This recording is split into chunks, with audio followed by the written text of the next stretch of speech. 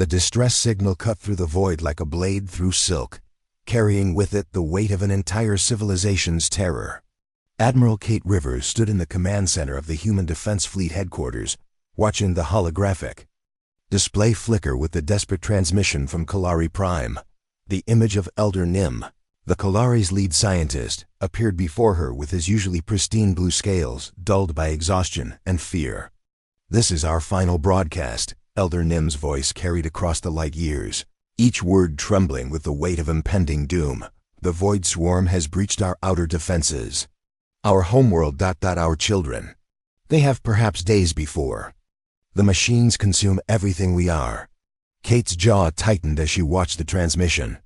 The Kalari had been humanity's first true friends among the stars, offering their advanced biotechnology freely when humans were still struggling to understand basic faster-than-light travel. They had welcomed humanity into the Galactic Council with open arms, never once showing the condescension that other species displayed toward the newcomers. "Ma'am," Lieutenant Commander James Park stepped forward, his face grave. "The Galactic Council has been debating response protocols for 18 hours. The Altari delegation insists on following proper chain of command. The Zenthi want to send observers first. The Rokai are calling for economic sanctions." Kate turned away from the display, her hands clenched into fists. "And while they debate, the Kalari die." The command center buzzed with activity as reports flowed in from across human space. The Void Swarm was unlike any enemy the galaxy had faced before, a collection of mechanical entities that consumed entire star systems, converting matter into more of their kind. They had already devoured the Mexery Collective and the Bright Nebula colonies. Each victory made them stronger, more numerous, more unstoppable. "Admiral," Captain Tom Hayes approached, his weathered face showing the strain of command. "Our fastest ships could reach Kalari space in 4 days. But the Council has forbidden any unilateral action. They want to maintain diplomatic unity." Kate stared at the tactical display showing the location of every human vessel in the fleet. 37 ships in total, a fraction of what the major galactic powers could field. The Altari had fleets numbering in the hundreds. The Zenthi controlled space stations the size of moons. The Rokai had weapons that could crack planets, but none of them were moving. "The Kalari saved my daughter's life," Kate said quietly, her voice carrying to every corner of the command center. "When the plague hit New Terra, they shared their medical knowledge without asking for payment or favors. They didn't debate. They didn't form committees. They just helped."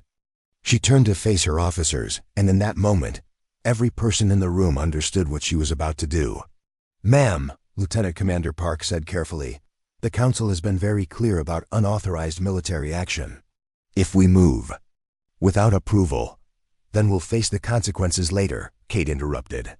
"But I'd rather explain to the Council why we saved our friends than explain to history why we let them die." The silence in the command center was deafening. Then, slowly, Captain Hayes stepped forward. "The Vanguard is ready for departure, Admiral. My crew volunteers." Chief Engineer Lisa Park raised her hand.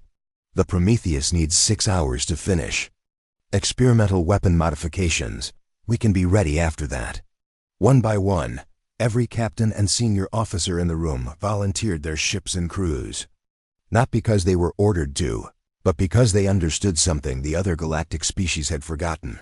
That some things were worth more than political protocols. That every great journey starts with a few brave explorers. Sci-fi stellar conflict is just beginning, and your support means everything. If you're hungry for HFY battles and tales of human valor against alien might, hit subscribe. It's free, and it helps us bring these frontlines to you. Kate looked around the room at the faces of her officers, humans who had never known the Kalari personally, who had families and futures to protect, who were volunteering to fly into almost certain death for beings they had never met. Her throat tightened with emotion as she realized this was what made humanity special. Not their technology, not their weapons, but their willingness to stand up for friends when no one else would. "Signal all ships," she said, her voice steady. Despite the magnitude of what they were about to attempt. "Full mobilization. We leave in 12 hours. As the command center erupted into activity, Kate stared once more at the tactical display. 37 ships against the Void Swarm's thousands. The odds were impossible, the mission suicidal, and the political consequences would be severe. But somewhere in the darkness between stars, the Kalari were counting down their final hours, and humanity would not let them face extinction alone. The human emergency fleet assembled in the shadow of Mars, 37 vessels representing every class of ship in humanity's arsenal. From the massive dreadnought Prometheus to the nimble corvettes of the Reconnaissance Division, each ship bristled with weapons that had never been tested in real combat. The fleet was humanity's entire military force, pulled from patrol duties across human space and thrown into a mission that defied every tactical manual ever written. Admiral Kate Rivers stood on the bridge of the Prometheus, watching the final preparations through the massive viewports. Crews worked frantically to install experimental weapon systems that existed only in theoretical papers. The gravity cannons had been tested twice in laboratory conditions. The quantum torpedoes were based on principles that human scientists barely understood.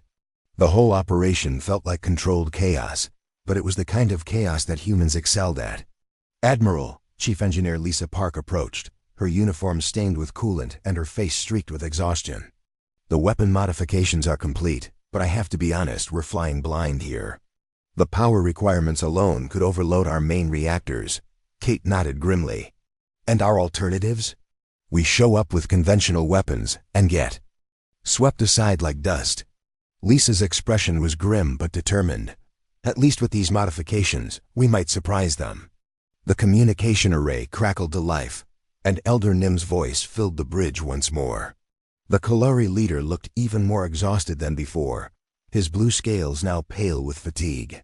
Admiral Rivers, I cannot express our gratitude for your response. But please, you must understand, the Void Swarm has consumed civilizations far more advanced than any of us. The Mexery had shield technology that could deflect star fire. The bright nebula colonies had quantum weapons that could unmake matter itself. All of them fell within hours. Kate studied the tactical data streaming from Kalari space. The Void Swarm's advance was relentless, methodical, and utterly without mercy. Their ships were geometric nightmares of black metal and pulsing energy, each one a perfect fusion of destroyer and constructor. They would consume a planet's resources to build more of themselves, then move on to the next target. Elder Nim, Kate said carefully, what can you tell us about their tactics? They operate with perfect coordination, the Kalari leader replied. Every ship, every weapon, every movement is calculated for maximum efficiency. They analyze their enemies' patterns, adapt their responses, and overwhelm through superior numbers and logical superiority. He paused, his alien features showing something that might have been hope. But humans are different, are they not? Captain Tom Hayes, commanding the Vanguard ships, joined the communication from his bridge aboard the Valiant. Different? How? Your species has a reputation among the Galactic Council, Elder Nim explained. You make decisions that other species consider illogical. You take risks that seem suicidal. You refuse to surrender even when victory is mathematically impossible. Kate felt a strange smile tugging at her lips. The other species consider that a weakness. Perhaps, Elder Nim said, but the Void Swarm's intelligence is purely logical. They calculate probabilities, predict responses, and plan accordingly. What happens when their calculations are based on assumptions that do not apply to your species? The question hung in the air as the human fleet completed its final preparations.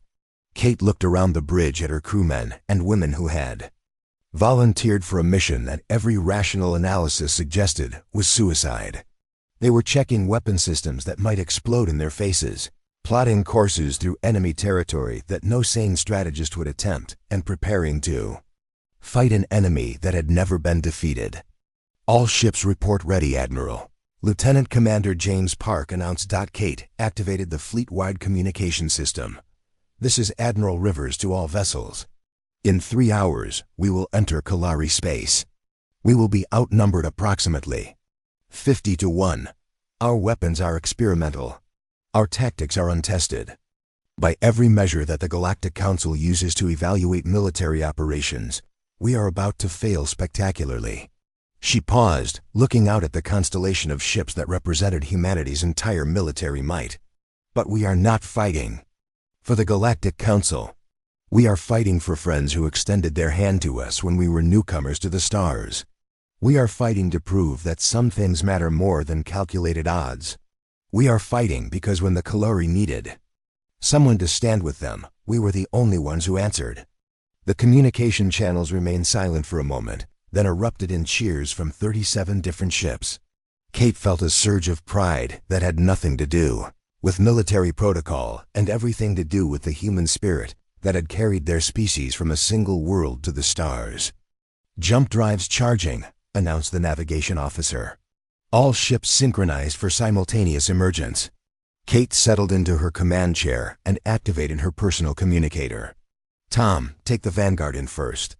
If this goes badly, I want you to have a chance to retreat." Captain Hayes' voice crackled back with determination. "With respect, Admiral, if this goes badly, none of us are coming home anyway. We might as well make it count." As the jump drives reached full power, Kate thought about the Galactic Council's endless debates and careful calculations. They would arrive at Kalari Prime eventually, with overwhelming force and perfect coordination. But by then, there would be nothing left to save except empty space and the memory of a species that had dared to believe in friendship. The stars stretched into lines of light as the human fleet entered hyperspace, carrying with them the hopes of an entire civilization. And the desperate gamble that sometimes, being unpredictable, was the greatest weapon of all. The human fleet dropped out of hyperspace at the edge of the Kalari system, and immediately every sensor array screamed warnings. The Void Swarm's presence was overwhelming, a dark cloud of geometric ships that seemed to devour light itself. Captain Tom Hayes, leading the Vanguard aboard the Valiant, watched his tactical display populate with contact after contact until the numbers became meaningless. "Sweet stars," breathed Lieutenant Sarah Mills from the sensor station. "There are thousands of them." Tom activated the fleet communication system. "All ships, this is Valiant. We have visual confirmation of the Void Swarm. They're bigger than we expected." The enemy ships were unlike anything in human databases. Each vessel was a perfect fusion of curves and angles, black metal that seemed to absorb energy rather than reflect it. They moved with mechanical precision, maintaining formation patterns that were mathematically flawless. No human fleet had ever achieved such perfect coordination. "Vanguard, this is Prometheus," Admiral Rivers' voice carried across the void. "We're detecting scout elements moving to intercept. Remember, we need to learn how they fight before we commit to full engagement." Tom nodded to his weapons officer. "Bring us to combat readiness, but hold fire until they make the first move. Let's see what they've got." The Void Swarm scouts approached with the inexorable precision of clockwork. 12 ships in perfect formation, their movements synchronized to the nanosecond. Human tactical doctrine would have called for irregular spacing, varied speeds, and unpredictable maneuvers. The swarm apparently had different ideas. "They're not even trying to hide their approach," observed Commander Lisa Park from the engineering station. "It's like they're following a textbook." The first exchange of fire came without warning. The Void Swarm scouts opened up with energy weapons that painted space in brilliant cascades of destruction. Their targeting was perfect, their timing flawless, their coordination absolute. By every measure of military efficiency, it should have been a massacre. Instead, the human vanguards scattered like startled birds. Tom threw the Valiant into a spiraling dive that would have made his navigation instructor weep. The Corvette Hawk spun through a series of barrel rolls that defied physics. The destroyer Ranger simply charged straight at the enemy formation, firing wildly and screaming challenges over the communication channels. "What are they doing?" Lisa Park muttered, watching the human ship's erratic movements. "This isn't any formation I recognize." "They're not following any formation," Tom realized with sudden clarity. "They're just reacting." The Void Swarms. Perfect coordination became a liability. Their ships moved to intercept the Valiant's dive, but Tom suddenly reversed course and climbed instead.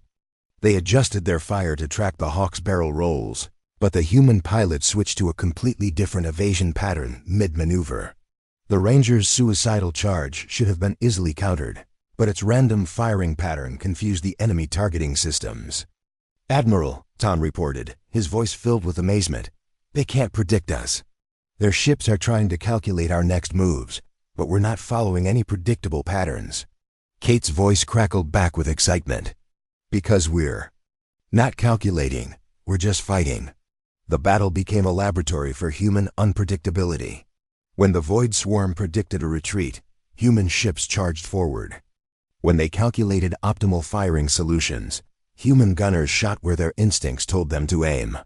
When they expected coordinated formations, human crews improvised tactics that no military academy had ever taught. Look at their response. Times, Lisa Park called out, analyzing the enemy's movements. They're getting slower. Each time we do something unexpected, they have to recalculate. They're not adapting. They're trying to solve us like an equation. Tom watched as the Rangers, Captain, in a moment of pure inspiration, suddenly cut his engines and let his ship drift while spinning like a top. The Void Swarm ships trying to target him completely missed their firing solution, unable to calculate the trajectory of a ship that was essentially tumbling through space. They're machines, Tom realized. Perfect, logical machines. But they've never fought anyone who doesn't follow logical patterns. The engagement lasted only minutes, but it felt like hours. When the Void Swarm scouts finally withdrew, they left behind wreckage and confusion. The human vanguard had not only survived, they had won. All ships report minimal damage, came the reports from across the vanguard. Hawk has some hull scoring. Ranger's port engine is running hot, but we're all still here. Kate's voice filled the communication channels with pride and determination. Outstanding work, Vanguard. You've given us something more valuable than a tactical victory. You've given us hope. Tom looked at his crew, seeing the same realization in their eyes. They had found the enemy's weakness, and it was the same trait that every other species in the galaxy criticized humanity for possessing. Admiral, he reported, I think we need to throw out the tactical manual for this one. Our greatest advantage isn't our weapons or our ships, it's that we're completely unpredictable. Understood, Captain.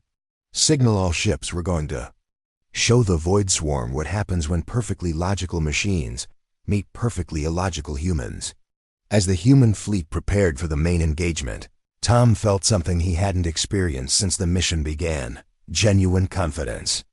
The Void Swarm might have superior numbers, better weapons, and perfect coordination, but they had never faced an enemy whose greatest strength was the refusal to make sense.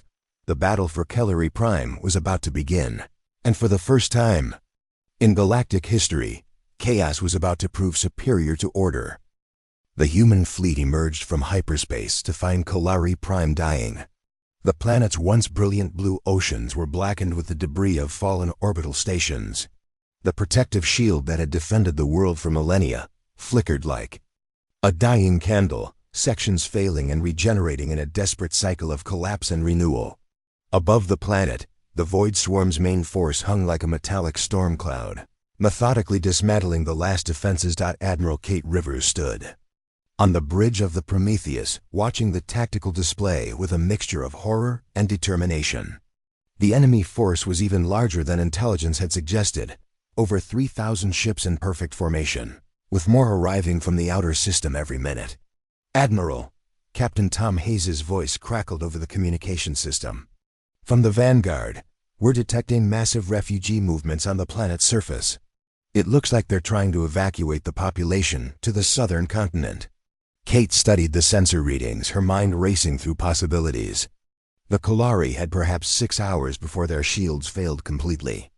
The refugee convoys were sitting targets, and the Void Swarm's bombardment had already begun targeting population centers. All ships, this is Admiral Rivers, she announced to the fleet. We're going to split into 3 groups. Vanguard under Captain Hayes will engage the main enemy force and try to draw them away from the planet. Escort Group under Commander Park will provide cover for the refugee evacuation. I'll take the assault group directly at their command ship. The silence that followed was deafening. Lieutenant Commander James Park was the first to speak. Admiral, that command ship is surrounded by at least 500 escorts. It's suicide. Maybe, Kate acknowledged. But if we can disable their central coordination, their perfect formations become a liability instead of an advantage. Chief Engineer Lisa Park's voice cut through the discussion. Admiral, the quantum torpedoes are ready, but we've only got 12 of them. If we're going to make this work, we need to hit them where it hurts most. Kate nodded grimly. Tom, take your vanguard and show them what human unpredictability looks like.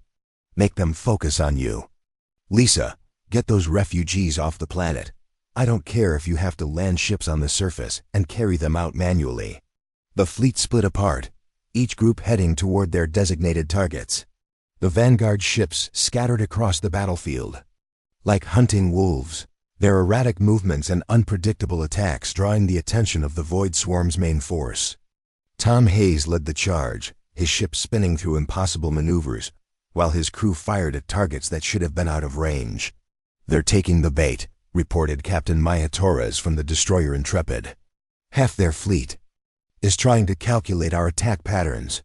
Keep them guessing, Tom replied, pulling his ship through a gravity-assisted slingshot around Kalari Prime's largest moon. Remember, we're not trying to win a conventional engagement, we're trying to confuse them long enough for the Admiral to reach that command ship. Meanwhile, Commander Lisa Park led the escort group toward the planet's surface, her ships weaving through the orbital debris while desperately trying to establish contact with the refugee convoys. The Kalari civilians were trapped in the crossfire, their evacuation ships easy targets for the Void Swarm's methodical bombardment. This is Commander Park to Kalari Ground Control, she broadcast on all frequencies. We're here to provide escort for your evacuation ships. Can you coordinate with us? Elder Nim's voice responded, weak but determined. Commander Park, we have 17 evacuation ships loaded with civilians, but our launch windows are being systematically targeted. If we launch now, they'll be destroyed before they reach orbit. Lisa looked at her tactical display, calculating odds that made her stomach turn. Elder Nim, we're going to give you a window. When I give the signal, launch everything at once. We'll screen you with our ships. The escort group formed a protective formation around the evacuation zone, their ships creating a barrier of desperate firepower. When the Kalari evacuation ships launched, the human vessels threw themselves between the civilians and the Void Swarm's targeting systems. The destroyer Guardian took multiple hits while shielding a civilian transport. The corvette Swift sacrificed its engine systems to block a torpedo meant for a ship full of Kalari children. We're losing ships, reported Captain Alex Chun from the cruiser Defender, but the civilian transports are getting through. Repeat, the evacuees are clear. At the same time, Kate led the assault group on their desperate run toward the Void Swarm's command ship. The massive vessel hung in the center of the enemy formation like a metallic spider, its hull bristling with weapons that could crack planets. The escort ships surrounding it moved with mechanical precision, their formations mathematically perfect. All ships, weapons free, Kate ordered. Target the escorts first. We need to clear a path to that command ship. The Prometheus and her escorts charged into the heart of the enemy formation, their experimental weapons lighting up space with energies that had never been seen in galactic warfare. The gravity cannons twisted space itself, creating pockets of distorted physics that confused the Void Swarm's targeting systems. The quantum torpedoes phased through enemy shields, exploding inside their hulls in cascades of exotic matter. Admiral, Chief Engineer Lisa Park's voice crackled from the engine room. The quantum torpedoes are working, but we're overloading our power systems. I can give you maybe 3 more shots before we risk a reactor breach. Kate watched as the assault group pushed deeper into the enemy formation, taking devastating damage but refusing to break off. The cruiser Valor exploded in a brilliant flash, taking dozens of enemy ships with it. The destroyer Courage lost its forward sections, but kept firing with its remaining weapons. There, she pointed at the command ship, now visible through the smoke and debris. All remaining ships, concentrate fire on that target. This is our only chance. The final approach to the command ship was a nightmare of intersecting energy beams and exploding vessels. The Prometheus shuddered under repeated hits, her hull cracking and her systems failing.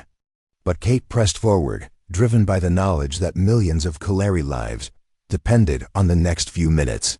Quantum torpedoes armed and ready, reported the weapons officer. Kate looked at the massive command ship filling their view screen.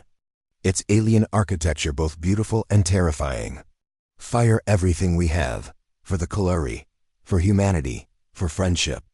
The final salvo lit up space like a newborn star, and the fate of 2 civilizations hung in the balance. The quantum torpedoes struck the Void Swarm's command ship in a cascade of exotic energy that turned space itself into a weapon. The massive vessel's hull buckled and twisted as reality warped around it, and for a moment, the mathematical perfection of the enemy formation stuttered.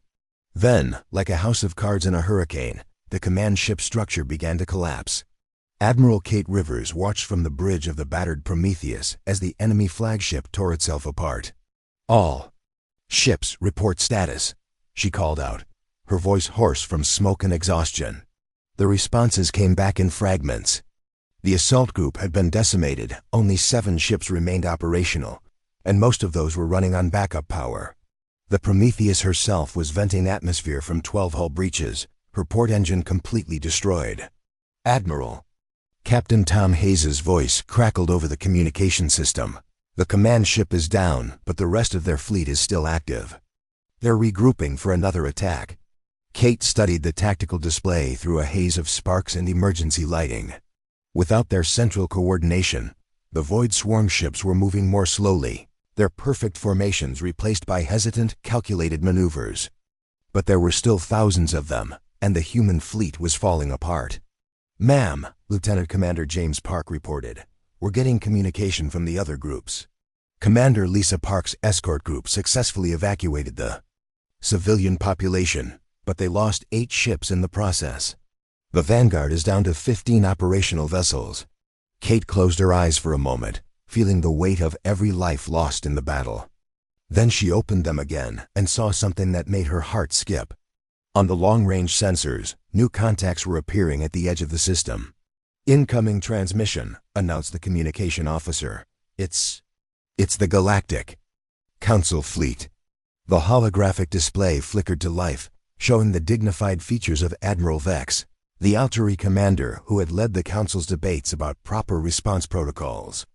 Behind him, Kate could see the bridge of a massive dreadnought, and through the viewports, the distinctive silhouettes of ships from dozens of different species. "Admiral Rivers," Admiral Vex said, his voice carrying the tone Kate had never heard from him before, something that might have been respect. "The Council has reviewed your actions and voted to provide immediate military support. We are prepared to engage the Void Swarm." Kate felt a surge of relief so intense it was almost painful. "Admiral Vex, we appreciate the support, but I have to warn you, these enemies are unlike anything we've faced before. They adapt to conventional tactics, but they can't handle unpredictability," Admiral Vex interrupted. "Yes, we observed your engagement. Your tactical approach was illuminating." The Galactic Council fleet swept into the system like an avalanche of starships. Hundreds of vessels from across the galaxy, each one representing the finest military technology their species could produce. But instead of their usual perfect formations and coordinated attacks, they were moving in the chaotic improvisational style that the human fleet had pioneered. "All Council ships," Admiral Vex announced, "you are to follow the tactical doctrine established by the human fleet. Abandon standard formation protocols. Engage targets of opportunity. Prioritize unpredictable movement over optimal positioning." Kate watched in amazement as Alteri cruisers performed maneuvers that would have been considered violations of proper military conduct just hours before. Zenthi battleships charged enemy formations with the reckless abandon that had made human captains famous. Rakai destroyers spun through evasive patterns that looked more like dances than military tactics. The Void Swarm's response was immediate and telling. Their ships, already confused by the loss of their command vessel, began to move even more slowly. Their targeting systems, designed to predict logical military responses, couldn't keep up with the chaos of dozens of species all fighting like humans. "They're retreating," reported Captain Hayes from the Vanguard. "The entire swarm is pulling back to the outer system." But Kate wasn't watching the enemy withdrawal. She was watching the rescue ships that were already moving toward the damaged human vessels. Alteri medical frigates were extending docking tubes to evacuate wounded crew members. Zenthi engineering ships were providing emergency power to keep human life support systems running. Rakai supply vessels were distributing spare parts and ammunition.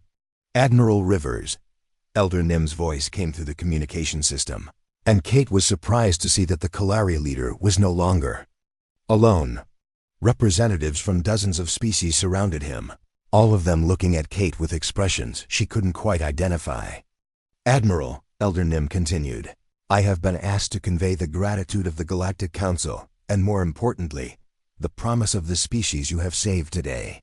Humanity has proven something that we all knew but were afraid to acknowledge, that true strength comes not from perfect coordination or overwhelming force, but from the willingness to stand with friends when they need you most." Kate looked around the bridge at her crew, seeing the same exhausted pride in their faces that she felt in her own heart. They had lost 12 ships and over 3,000 crew members. The Prometheus would need months of repairs. The entire human fleet was a collection of damaged vessels held together by determination and emergency patches, but they had won. More importantly, they had shown the galaxy that humanity's greatest strength wasn't their technology or their weapons, it was their absolute refusal to abandon anyone they considered family. "Admiral Vex," Kate said, turning to the Altari commander, "what made the Council change their minds about intervention?" Admiral Vex was quiet for a long moment, his alien features showing something that might have been embarrassment.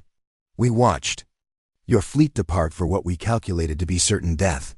We watched you engage an enemy that had destroyed civilizations far more advanced than yours.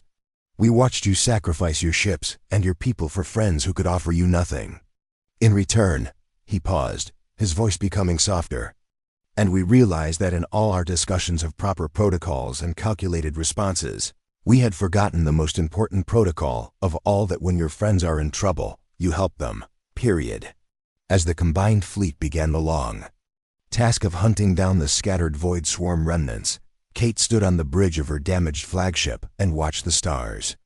Somewhere out there, the Kalari were beginning to rebuild their world, their children safe because humanity had refused to let them face extinction alone.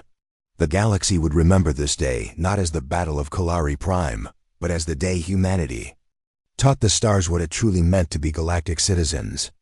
And in years to come, when other species faced impossible odds and desperate situations, they would remember the lesson of the human fleet that sometimes the most logical response to an illogical universe is to be completely, beautifully, heroically human.